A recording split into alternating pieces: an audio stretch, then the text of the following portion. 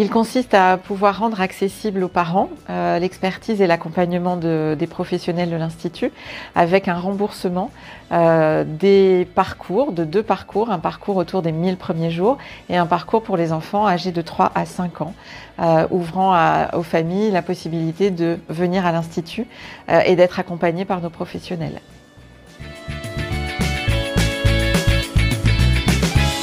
Le parent appelle à l'Institut, il y a un numéro unique, il prend contact parce qu'il se sent en difficulté par rapport à sa parentalité. Ensuite, il est accueilli au téléphone par notre hôtesse qui va pouvoir évaluer ses besoins.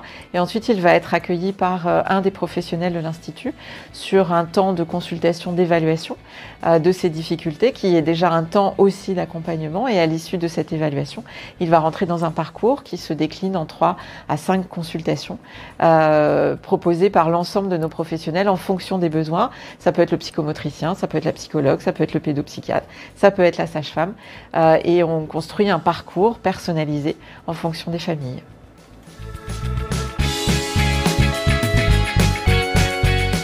Alors tout parent peut en bénéficier, tout parent habitant en Nouvelle-Aquitaine. On a de nombreux parents qui viennent d'autres départements de la Nouvelle-Aquitaine. Donc on est force de proposition pour tous ces parents-là.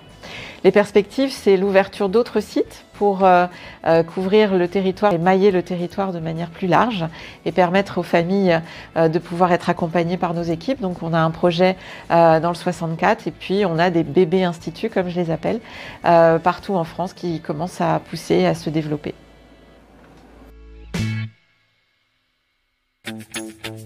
Donc pourquoi on s'est engagé avec l'Institut de la parentalité sur le projet base? Parce que le projet base, d'un point de vue offre de soins, c'était quelque chose d'intéressant dans le sens où il permettait de lutter contre les inégalités de destin. Ça permettait aux parents, aux enfants de trouver une réponse rapide en pluridisciplinaire, donc avec plusieurs professionnels qui se positionnaient autour d'une table et qui proposaient aux parents et à l'enfant une réponse concrète et rapide. Donc ça, c'est le premier point qui nous a attirés sur ce dossier et qui nous a tous mobilisés pour l'engager sur un fonds d'innovation. La deuxième chose, c'était qu'on était vraiment dans une prise en charge intéressante qui permettait d'avoir un rôle de prévention majeur et d'éviter finalement de voir des situations se déliter, voire arriver jusqu'à une crise qu'on pouvait imaginer dans l'enfance ou dans l'adolescence.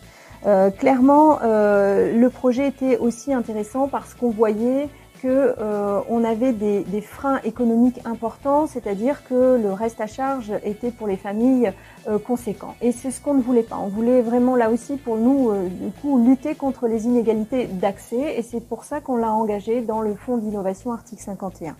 Et puis le troisième point, c'est la transférabilité, c'est-à-dire que ce projet-là, il est réplicable où que l'on soit en fonction de l'organisation et de l'offre de soins existante. On pouvait le répliquer et c'est pour ça qu'on s'est engagé.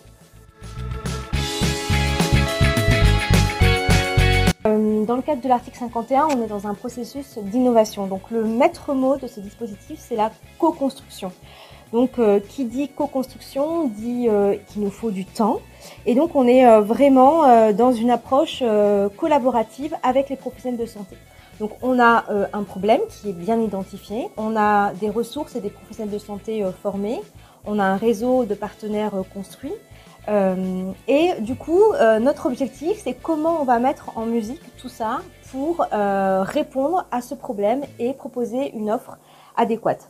Donc, on va travailler en proximité, je pense que c'est un mot très important, où on va prendre problématique par problématique, brique par brique, pour construire ensemble le projet. Et on va surtout faciliter les échanges entre les professionnels de santé et les administrations, qu'elles soient au niveau régional ou national, et on va vraiment être dans un processus de décision collective et on va avancer ensemble jusqu'à l'aboutissement du projet.